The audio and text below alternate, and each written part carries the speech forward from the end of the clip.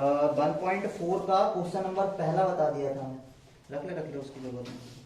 Question number पहला बताया था। क्वेश्चन नंबर पहले के अंदर तुम लोगों को पॉइंट की वैल्यू फाइंड करना था ना। तो सबसे पहले तो ये बता दो कि पहले वाले क्वेश्चन के अंदर शांत दशमलव कौन कौन सी है। ये क्वेश्चन नंबर 2, उसके अंदर पहली शांत दशमलव संख्या कौन सी आई है? 13/3125 है ना, ये पहली शांत दशमलव है। दूसरी बताओ जल्दी से, शांत दशमलव कौन सी है?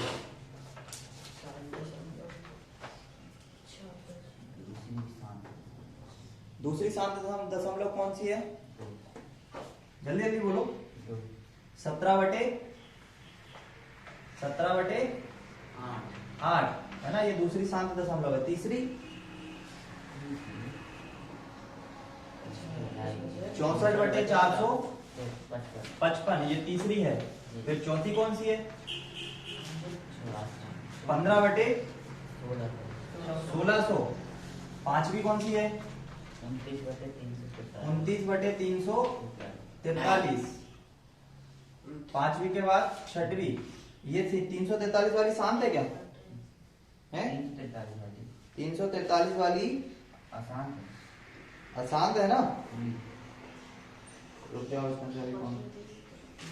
चलिए प्रश्न क्रमांक 2। सबसे पहली है 13/3125, दूसरी है 17/8, तीसरी है 15/1600 और एक है ये 64/455 वाली नहीं है ना। ये तीसरी 64/455 नहीं है ना, ये अशांत है। उसके बाद ये भी नहीं होगी क्योंकि इसमें 7 ही 7 आ रहा था ना। उसके बाद 23/2 की घात कितना? 3 और 5 की घात 2, ये भी एक शांत दशमलव है ना। उसके बाद 6/15 भी है क्योंकि इसको 3 से काटोगे तो ये हो जाएगी। उसके बाद 35/60 50 है ना। ये सारी की सारी संख्या क्या है? शांत दशमलव। तुम्हें क्या करना है, इनका जो आंसर है वो पॉइंट में देना है ना। तो पहले वाले का जो आंसर आया था पॉइंट में वो कितना आया था? 0.00416, यही आया था ना पहले वाले का। दूसरे वाले का आंसर कैसे निकालोगे? तो 17/8 और 8 से डिवाइड करो, इसको यहीं पे करो। 8 एकम 8, 8 दूनी 16, कितना बचेगा? 1 में जाएगा नहीं तो 0 बढ़ा लो, तो 8 एकम 8, कितना बचेगा? 2 में डिवाइड करोगे तो 8 दूनी 16 और 8 पन्ना 40, 2.125, ये आ जाएगा दूसरे वाले का उत्तर। तीसरे वाले का उत्तर कैसे निकालोगे? तो 23 के बटे में पहले तो लिख दो 2 की घात 3 का मतलब 8 और 5 का स्क्वायर मतलब 25। 8 से इसमें भाग लगाओ, 8 दूनी 16, ठीक है, पॉइंट लगाओ। 16 के बाद कितना बचेगा? 4 और 3 7, ठीक है, ये हो जाएगा 70। 8 9 72 है ना, 8 7 56, 8 अटैया 64। 64 के बाद कितना बचेगा? 4, 8 पन्ना 40, ये आ जाएगा कितना? 2.85। जब इसको 8 से काटा हमने, अब किससे काटेंगे? 25 से। तो 25 से काटने के लिए तुम पहले 5 से विभाजित कर लो। 5 25 हो गया, इसमें भाग जाएगा नहीं तो 0. अब ये हो जाएगा 28। 28 में 5 से भाग लगाओगे तो 5 25 बचेगा 3, 5 7 35। फिर 5 से फिर लगाओ, 5 एकम 5, 5 एकम 5 पहले ही चला जाए ना, 5 एकम 5। फिर 7 में जाएगा तो 5 एकम 5, कितना बचेगा? 2, 5 को 20 है ना। उत्तर कितना आ जाएगा? 0.114, ठीक है। उसके बाद क्वेश्चन नंबर 4, इसका आंसर चेक करना एक बार। क्वेश्चन नंबर 17/8 23/0.115, पीछे तरफ कितना आ रहा था? 5 एकम 5, 5 को 20, सही है ना, 0.114। इसके बाद कौन सा रह गया? 15/1600 है ना। 15/1600 में भाग देते समय एक बात का ध्यान रखना, ये जो 2 जीरो है, ये 2 जीरो को हटा दो, 2 जीरो को बाद में भाग देना, ठीक है। जो भी उत्तर आएगा उसमें पॉइंट के बाद 2 जीरो और बढ़ा देना, मतलब उन संख्या को और उधर खिसका देना। तो इसको ऐसे लिख लो, 15/16 गुणा 1/100, ठीक है। ये 2 जीरो को अलग लिख लो। अब ये 16 से 15 में भाग लगाओ तो भाग जाएगा नहीं, है ना, पॉइंट लगा दिया। पॉइंट लगाने के बाद यहाँ हो जाएगा 150, 16 से भाग लगाओगे तो 9 बार में कितना आएगा 144, तो 9 बार में आ जाएगा 144, बचेगा कितना 6, कितना आ जाएगा 60, 16 दूनी 32, 16 तिया 48, 16 तिया 48, कितना बचेगा 48 के बाद 12, 12 आ जाएगा 120, 16 85, 16 चिंग 96, 16 7 112, 16 85, 16 चिंग 96, तो ये चला जाएगा 96, 96 के बाद कितना बचेगा 96 के बाद बचेगा 24, ज्यादा बच रहा है ना, 120 के पहले 16 85, 16 96, 16 7 112, 16 7 112 और 16 पंजे 80, ठीक है। ये टोटल कितना चला जाएगा 0.9375, 16 से जब 15 में भाग लगाओगे तो कितना आएगा 0.9375, भाग लगाते आता नहीं आता तुम लोगों को, ये मैं भाग कैसे लगा रहा हूँ समझ आ रहा है नहीं आ रहा है? आ रहा नहीं आ रहा, कैसे लगा रहा हूँ भाग में? तुम लोगों को अगर भाग ना लगाते बने तो यहां पे लिखना नंबर 15, ये 1600 है ना, 1600 को 00 अभी रोक देना और 16 लिख देना यहाँ पे, अब लगाते बन जाएगा भाग, अब लगाते बन जाएगा, इसमें भाग जाएगा नहीं तो यहाँ पे क्या लगाएंगे दशमलव, अब क्या बढ़ाएंगे 0, अब 16 का पहाड़ा पढ़ेंगे कितनी बार 9 बार, कितना आएगा 144, 144 को इसमें से माइनस करोगे तो कितना आएगा 6, फिर से भाग नहीं जाएगा 0 बढ़ाएंगे, कितनी बार जाएगा 16 दूनी 32, 16 तिया 48, कितना बचेगा 12, फिर से भाग नहीं जाएगा 16 7 112 है ना, तो कितना बचेगा 8 बचेगा, फिर भाग नहीं जाएगा है ना, ये पूरा हो जाएगा, और फिर 16 पंजे एक और 0 बढ़ाएंगे तो 16 पंजे 80, आ गया जी, ठीक है। तो मैं ऐसे ये भाग की प्रोसेस है लेकिन मैं डायरेक्ट लगा रहा था है ना, इसलिए समझ नहीं आ रहा होगा। 35/50, अब आंसर आ गया, कितना आ गया 0.9375 आ गया ना, और इसके बटे में और कौन था 100 था, तो अब 100 से इसमें भाग लगाओगे ना तो 2 0 और लगा दो और 9375 लिख दो, ठीक है। आ गया अब तक। उसके बाद लास्ट वन ये वाला रह गया ना 35/50, 35/50 को काटोगे 5 7 35 और 5 दूनी वो 5 10 50 है ना, 10/7/10, और 7/10 का मतलब होता है 0.7, ठीक है। हो गए सारे क्वेश्चन,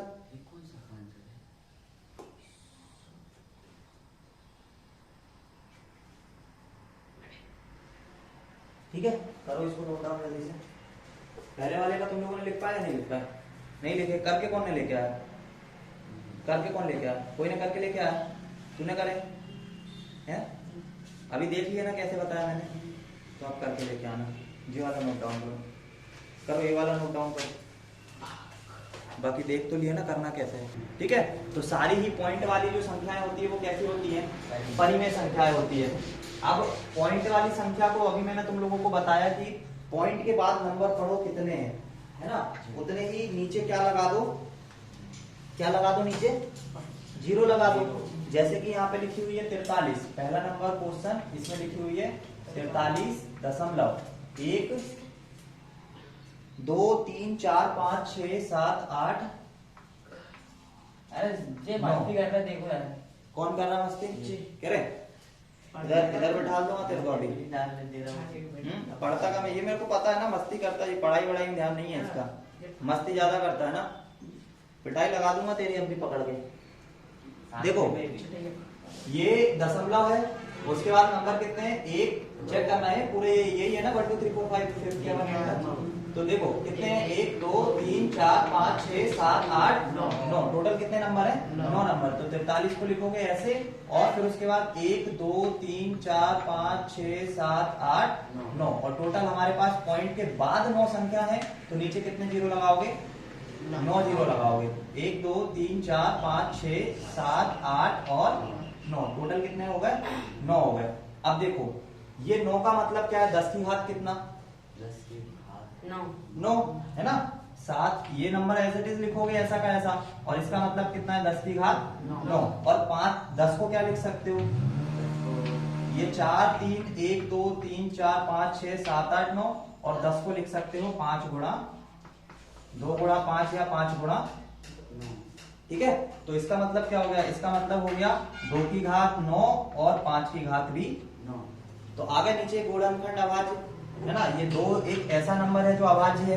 कैसे अभाज्य है, या तो स्वयं से विभाजित होगा या एक से विभाजित होगा, इसका मतलब ये अभाज्य है। और 5 भी कैसा है, अभाज्य है ना, या तो 5 खुद से विभाजित होगा या किससे विभाजित होगा, एक से होगा। तो इसके अभाज्य गुणनखंड मिल गए, कौन कौन से हो जाएंगे, 2 और 5। एक कहां दिख रहा है बे, अभाज्य गुणनखंड क्या हो गए, 2 और 5। तो यही तो हमसे उसने पूछा था कि इनके अभाज्य गुणनखंड क्या होंगे, तो क्या क्या होंगे, 2 और 5। 2 की घात 9 होगी और 5 की घात 9 होगी। आ गया समझ में। कोई भी पॉइंट की नंबर है, पॉइंट के नंबर को एज इट इज लिखो, पॉइंट के बाद कितने नंबर है उतने नीचे 0 लगा के लिखो। फिर उस जो नीचे लिखोगे ऑटोमेटिक ये तो कंफर्म है कि जब 1 के साथ 0 लगा के लिखोगे तो वो हमेशा 10 का मल्टीपल ही होगा, है ना। नीचे अगर ये नंबर लिखते हो तो अब कोई भी नंबर आ जाए इस जगह पे तो हमेशा वो 10 का मल्टीपल होगा। 10 के मल्टीपल को लिख सकते हो 5 गुणा 2, 5 गुणा 2 की घात, जो भी जितने भी 0 होंगे वो उसकी घात आ जाएगी और वही उसके क्या होंगे, अभाज्य गुणनखंड होने वाले हैं, ठीक है। अब कोई नंबर ऐसा भी आ सकता है, ये नंबर के पीछे कितना है, इसलिए मैंने इस 1000 को इससे काटा नहीं। 1000 नहीं है, 10 की घात 9 मतलब अरब करोड़ों में निकल जाएगा। तो ये पीछे 9 था इसलिए मैंने इसको काटा नहीं, क्योंकि ऐसा कोई पहाड़ा नहीं है जिसमें हम लोग 1000 को भी, इसको भी काट दें, 10 की घात 9 को और 9 को भी काट दें, है ना। बैक साइड पे हमेशा 0 से कटने वाले जो नंबर होंगे या तो वो 2 होगा या क्या होगा, 5 होगा या 0 होगा। अगर इसकी इकाई का अंक इन तीनों में से कोई एक होता तो ये नंबर कट जाता, है ना। अब चूंकि 9 था इसलिए नहीं कट सकता, इसलिए हम लोग इसको नहीं काटेंगे, ठीक है। इसके आगे का कोई नंबर कट सकता है, तब इसको नोट डाउन करो। इसके आगे दूसरे नंबर कटेगा, वो उसमें 0 भी है। तो क्या लिखना है, 4.43.12345678 9, ठीक है। यहाँ तक लिखिए ना, यहाँ तक लिखने के बाद लिख लेना। अब जिसने नहीं लिखा लिखते चलना जल्दी जल्दी, ठीक है।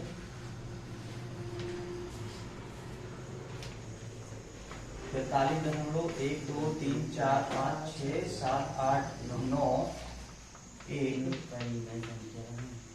परिमेय संख्या है, अतः इसे या जिसे P/Q के रूप में व्यक्त किया जा सकता है। ऊपर वाला जो मान है वो किसका काम करेगा, P का, और नीचे वाला जो है वो Q का। तो Q का मान कितना आया था, 1 2 3 4 5 6 7 8 9। इसको लिखा था हमने क्या, 10 की घात कितना, 9। तो अभाज्य जो गुणनखंड होंगे, अभाज्य गुणनखंड ये क्या क्या हो जाएंगे, अभाज्य गुणनखंड हो जाएंगे हमारे पास 2 की घात 2 गुणा 5 की घात 9, तो 2 की घात 9 और 5 की घात 9। ठीक हो जल्दी। कंटिन्यू। क्वेश्चन नंबर 2 के अंदर देखो जो संख्या है वो कैसी है, 0.120, फिर 1 2 0, 1 2, फिर 2 0, है ना। फिर 1 2 के बाद 3 0 और फिर 1 2 के बाद 4 0 और उसके बाद डेट है ना। तो अब इस नंबर का क्या प्रॉब्लम है कि इसको लिखें कैसे। मान लो कि यहाँ से 3 नंबर देख लिए, पॉइंट के बाद अब गिनती कैसे करोगे कि इसके बाद कितने नंबर है ना। इसके बाद गिनती नहीं कर सकते ना, पॉइंट के बाद कहां तक कर लोगे, यहाँ तक कर लोगे। उसके बाद जो डैश लगा हुआ है उसके आगे मतलब और भी नंबर है ना, और नंबर है। इसका मतलब हमें पता ही नहीं है कि नीचे गुणनखंड कितने आएंगे 10 के। इसलिए हम लोगों को क्या बोलना पड़ेगा, चूंकि एक अशांत दशमलव है, दी गई संख्या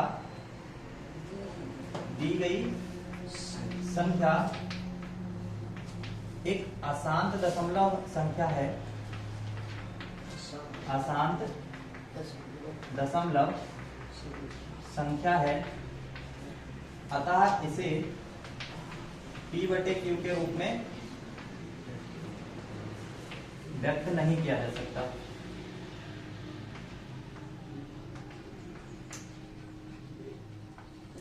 व्यक्त नहीं किया जा सकता, है ना। अब चूंकि इसको P/Q के रूप में व्यक्त नहीं किया जा सकता तो ये परिमेय संख्या होगी क्या, नहीं होगी। तो नहीं, आप परिमेय भी नहीं कहेंगे, सिर्फ परिमेय नहीं होगी तो यह परिमेय संख्या नहीं होगी।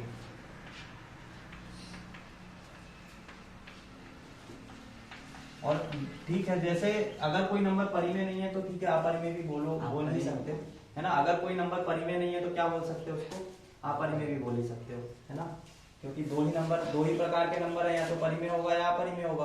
परिमेय नहीं है तो क्या होने वाला है, अपरिमेय होने वाला है। अब क्वेश्चन नंबर 3 को तुम लोगों को करना है, वो सेम ऐसा ही है, बस किसी नंबर के ऊपर अगर कुछ ऐसा लगा आ जाए, जितने के ऊपर वो डंडा लगा आएगा, ये मार्क, उतने नंबर बार बार रिपीट हो रहे होंगे उधर, है ना। इस ऊपर ये जो मार्क है, इस मार्क का मतलब होता है कि अगर लिखा हुआ है 1 2 3 और इसमें से 2 और 3 के बीच अगर ये डंडा लगा हुआ है तो इसका मतलब है इसके बाद जो आने वाले नंबर है वो 2 3 2 3 2 3 ऐसे करके कंटिन्यू आते जाएंगे। तो ये बार बोलते हैं इसको, बार। और ये बार जब किसी नंबर के ऊपर लगा हो, इसका मतलब उसके आगे जो आने वाले नंबर है वो वही के वही है, ठीक है।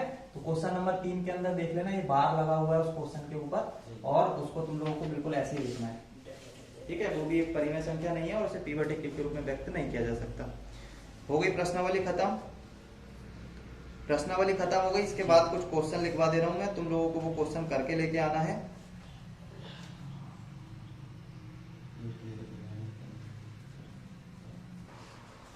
ठीक है, कोई भी संख्या, अगर कोई एक सम संख्या है, इसका मतलब है उसमें हमेशा एक कितने नंबर का गुणा हो रहा होगा। मैंने तुम लोगों को 2n और 2n+1 करके कुछ बताया था क्या। हमेशा एक धन पूर्णांक संख्या कैसी होगी, हाँ। चलो इन क्वेश्चन के आंसर कॉपी खोल के देख लेना, सब मिल जाएगा, है ना। और नहीं देखोगे तो कुछ नहीं मिलेगा। किसी पूर्णांक, अब यहाँ पे मैंने क्या बोला था, अल्फाबेट में कुछ भी आ सकता है। जब वो n वाला चीज बताया था तब अल्फाबेट में कुछ भी आ सकता है, तो मैं तुम लोग को n ही लिख के दे देता हूँ, ठीक है। पर पेपर में भरोसा नहीं है, कुछ भी एग्जामिनर बना सकता है, इसलिए याद रखना n की जगह कुछ भी आ सकता है। एक बार कॉपी जहां से शुरुआत करी थी गणित की, वहां से फिर से पढ़ना स्टार्ट करना, तो ऑटोमेटिक ये चीज तुम्हें कहीं ना कहीं मिल जाएगी, है ना। के लिए प्रत्येक समपूर्णांक, प्रत्येक सम पूर्णांक निम्न प्रकार का होगा, निम्न प्रकार का होगा, ठीक है। Option number 1 m, option number 2 m+1, option number 3 m2m और ऑप्शन नंबर 4 2m+1, ठीक है। ये पता करके लेके आना कि ये अगर पूर्णांक जो है वो अगर एक सम पूर्णांक होना चाहिए, उसके लिए n में ऐसे किस नंबर का गुणा किया जाए कि वो हमेशा, चाहे n का कुछ भी मान रखोगे, हमेशा एक सम संख्या आएगी, ठीक है। फिर उसके बाद किसी पूर्णांक, अब ये n की जगह कुछ भी आ सकता है ना, घबराना नहीं। किसी पूर्णांक n के लिए, किसी पूर्णांक n के लिए प्रत्येक विषम पूर्णांक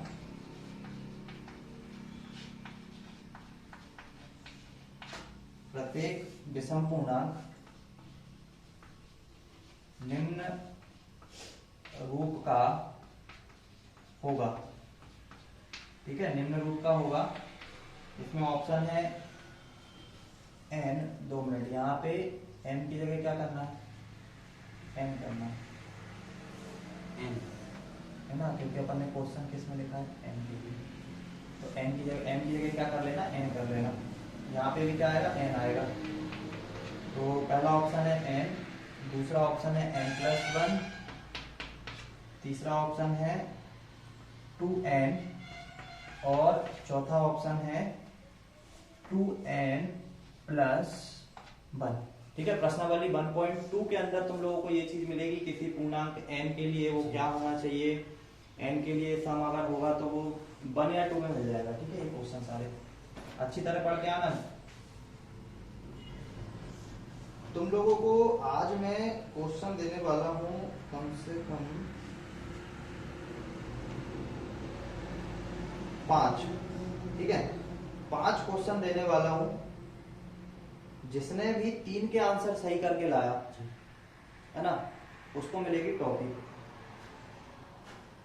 अब देख लेना, जिसको जैसे भी चैप्टर पढ़ते बने कौन करके लाएगा ये तुम देख लेना, ठीक है। क्वेश्चन नंबर 3 लिखो। क्वेश्चन नंबर 3, संख्या n स्क्वायर, संख्या n स्क्वायर माइनस 1 8 से विभाज्य होती है। 8 से विभाज्य होती है, ठीक है। 8 से विभाज्य होती है यदि n 1 है, यदि n 1 है। ऊपर वाला क्वेश्चन पहला नंबर का सबने लिख लिया, चलो। n स्क्वायर माइनस 1 8 से विभाज्य होती है यदि n का मान, n का ऐसा क्या मान रखोगे कि वो जो यहाँ n का मान रखने पर यहाँ पे एक नंबर आ जाएगा, जैसे ही n का कुछ मान रखोगे उसका स्क्वायर करना पड़ेगा, उसको 1 में से घटाना पड़ेगा, जो उत्तर आएगा वो 8 से विभाजित होना चाहिए। तो n का ऐसा क्या मान रख सकते हो? ऑप्शन नंबर 1 प्राकृत संख्या, पहला ऑप्शन है पूर्णांक, ठीक है। दूसरा ऑप्शन है प्राकृत संख्या, ठीक है। तीसरा ऑप्शन है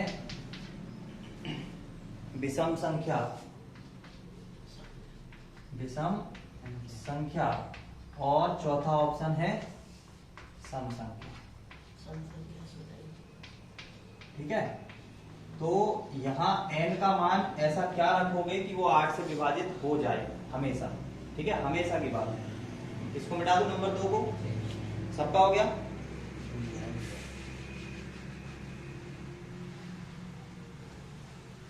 ठीक है, क्वेश्चन नंबर 3। अब 3 तक टोटल देने वाला हूं 5, और जिसके भी 3 तक सही होंगे उसको मिल जाएगी टॉफी। अब एक बात याद रखना, 2 लोग नहीं होने चाहिए, है ना। 2 लोग या 2 से ज्यादा लोग नहीं होना चाहिए, नहीं तो पता लगे तुम एक की कॉपी में जो जिसने टिक लगाए सबके सब वही टिक लगा के चले आ रहे, तो बताना नहीं है किसी को, है ना। अब आज से अपनी कॉपी को क्या करना है, जिंद बना के पिटारे में रख लो, है ना। देख नहीं ले कोई भी अपनी कॉपी, और कल की क्लास में लाके चुपचाप यहाँ पे खोलना और बताना किसने गलत सही करके लेके आया, ठीक है। क्वेश्चन नंबर 4, 65 और 117 के एचसीएफ को 65m माइनस 117 के रूप में व्यक्त किया जा सके तो m का मान बताओ। नहीं, ये तो होना नहीं है। यदि 65 और 117 के एचसीएफ को 65 माइनस m के रूप में व्यक्त किया जा सके तो m का मान, तो उसका तो एचसीएफ देखना पड़ेगा। चलो 65, यदि 65 और 117 के HCF को 65m माइनस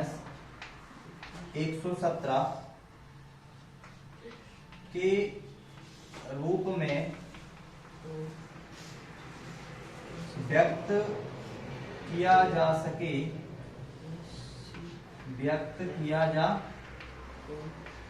सके, तो m का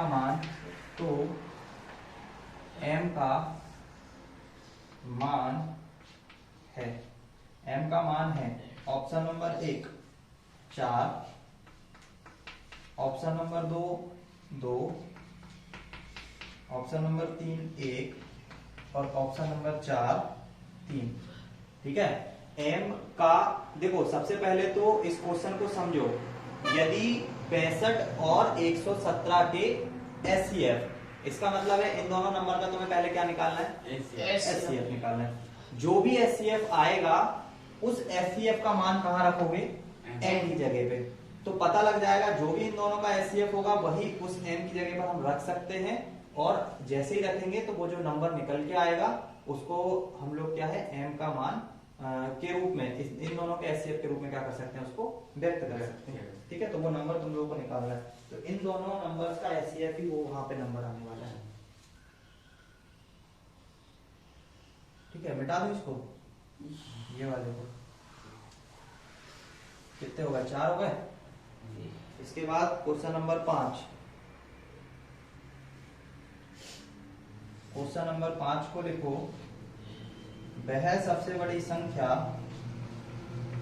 वह सबसे बड़ी संख्या। अब सबसे बड़ी संख्या यहाँ पे लिखा आ गया ना, यहाँ पे क्या लिखा हुआ है, वह सबसे बड़ी संख्या जिसे 70 और 125 को विभाजित करने पर, जिससे 70 और 125 को विभाजित करने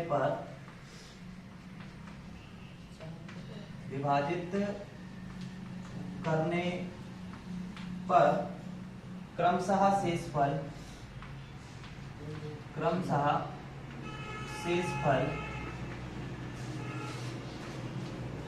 5 और 8 प्राप्त हो। 5 और 8 प्राप्त हो। ठीक है, ऊपर वाले ऑप्शन हो गए सबके। अब पहली बात तो ये है कि कोई भी नंबर अगर तुम लोगों को विभाजित करना है, पहला ऑप्शन लिख लो, यहाँ पे पहले ऑप्शन लिख लो, फिर बताता हूँ। 13, दूसरा ऑप्शन है 65, तीसरा ऑप्शन है 875 और चौथा ऑप्शन है 1750। ठीक है, सबसे पहली बात कि वह सबसे बड़ी संख्या, ये झूठी बात बोलता है। सबसे बड़ी संख्या का मतलब है एचसीएफ, है ना, और लेकिन एचसीएफ में नंबर जो निकल के आता है वो सबसे छोटा निकल के आता है ना। तो ऐसा एक नंबर हमें ढूंढना है इन ऑप्शन में से जो इन नंबर को विभाजित करे। ठीक है, अब एक बात बताओ कि क्या ये दो नंबर से इसको 70 को विभाजित कर सकते हो क्या? नहीं कर सकते ना, क्योंकि ये दोनों नंबर कैसे हैं, बड़े हैं, है ना। और 125 से भी अगर कोई बड़ा है या 70 से कोई नंबर अगर बड़ा है तो वो उसको विभाजित कैसे करेगा, है ना। तो नंबर जो है इन दोनों में से कोई एक होने वाला है, उन दोनों में से कोई भी एक नहीं होगा। ठीक है, इन दोनों में से कोई एक होगा। अब इन दोनों में से ऐसा कौन सा नंबर है जिसको इस 70 को विभाजित करें या 125 को विभाजित करें तो पहले वाले से शेषफल 5 आ जाए और दूसरे वाले से शेषफल 8 आ जाए। तो चूंकि ये शेषफल लेके आना है तो इन शेषफलों को पहले इनमें क्या करना पड़ेगा, जोड़ना पड़ेगा। इन दोनों को, इस शेषफल को इसमें और इस शेषफल को इसमें जोड़ने के बाद इन दोनों नंबर में से किसी से भी विभाजित करके देख लेना कि पहले वाले में 5 बच रहा है या नहीं बच रहा, दूसरे वाले में 8 बच रहा है या नहीं बच रहा। ठीक है, क्वेश्चन नंबर यहाँ पे बहुत सारे, चलो मैं तुम लोगों को बाकी फिर ग्रुप पे भेजूंगा, उत्तर के साथ भेज दूंगा और तुम लोगों को यहाँ समझा दूंगा कि कैसे करना है। ठीक, 5 क्वेश्चन करके लेके आना, जिसके भी 3 सही होंगे उसको मिलने वाली है ट्रॉफी और जिसके नहीं होंगे उसको कुछ नहीं मिलने वाला। ठीक है, करके लेके आना, कर लो सारे नोट डाउन।